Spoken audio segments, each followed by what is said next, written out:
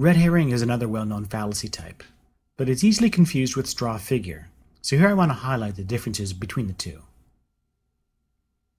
The name red herring comes from an old method of training dogs for fox hunting.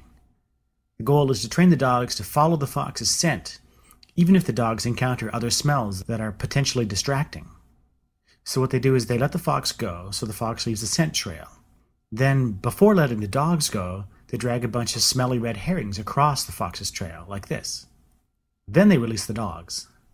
When the dogs hit the herring trail, they'll be distracted by the smell, and some will be inclined to follow the herring trail instead. So the trainers try to get the dogs to stay on the fox trail and resist the urge to follow the herring.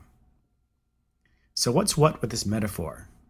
Well, the fox is some argument, the original argument that is at issue in a debate. The dog can represent anyone who is interested and engaged in this argument. The red herring is something that distracts you from following the trail of the original argument.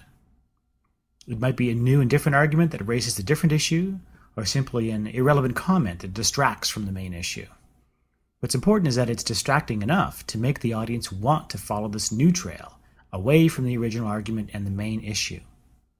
So putting all this together, you commit the red herring fallacy when, in an argument, you divert attention away from the main issue or the main line of argumentation by introducing something that changes the subject, that raises a new issue that isn't relevant to the preceding line of discussion. The fallacy really occurs when you then conclude something from this different issue, or presume that some conclusion has been established, and use this to claim that you've won the argument or said something relevant about the original argument. In this respect, the fallacy is very much like a straw figure fallacy, in that you are mistakenly or misleadingly saying that you've won an argument or refuted an argument when all that you've really done is avoid engaging the original argument. But it's different from the straw figure fallacy in that a straw figure involves distorting or misrepresenting some original argument, and then knocking down the distorted argument. In a red herring, the arguer ignores the opponent's argument and subtly changes the subject. So to distinguish between the two, you need to ask yourself whether the arguer has knocked down a distorted argument or simply changed the subject. Here's a summary of the points just made. To illustrate the difference, consider this. I overheard my friend John argue that the Bible has errors in it. Funny, I never figured him for an atheist. This is a straw figure, not a red herring, since the conclusion being drawn is related to the main argument that his friend is making about the Bible.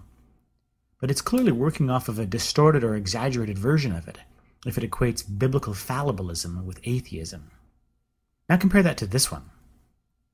My opponent has argued that there's an urgent need to reduce greenhouse gases in order to minimize global warming.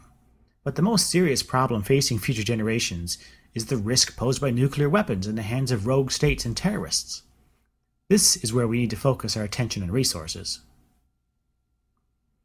This is a red herring. The original issue was about greenhouse gases and the urgency of global warming. This response sidesteps that issue and introduces a new issue. To avoid committing a red herring, the arguer would need to show that global warming isn't an urgent problem, or that reducing greenhouse gas emissions won't be effective in reducing it, or something like that. Nuclear weapons in the hands of terrorists is certainly a serious issue, but that fact does nothing to undermine the original argument about global warming.